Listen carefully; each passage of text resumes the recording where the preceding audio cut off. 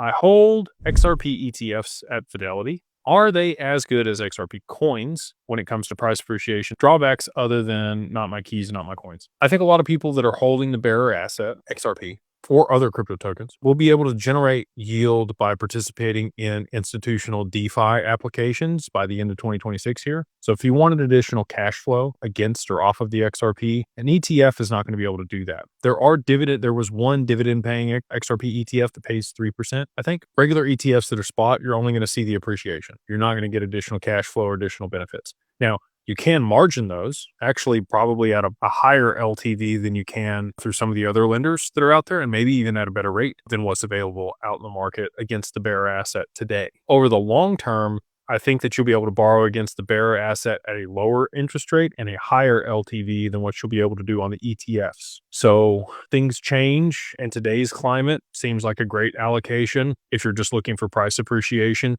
Again, I think that that's probably also, one more tick down the risk curve than holding the actual asset. So like Evernorth is a couple ticks up the risk curve because it's a DAT. An XRP ETF is probably a lower risk option to be able to get an allocation to XRP versus holding the bearer asset itself. Now, less risk, less return, more risk, more return is kind of how that works, right? I think you'll have more flexibility and opportunities to be able to use the XRP to your benefit over the long term, but the ETF is going to give you a one-to-one price appreciation. They hold a certain amount of XRP per share of the ETF. If they have to do a stock split over the long term on the ETF, they could, or they could just tokenize it and people could own 1,000th of a share, later on, like I think they probably will.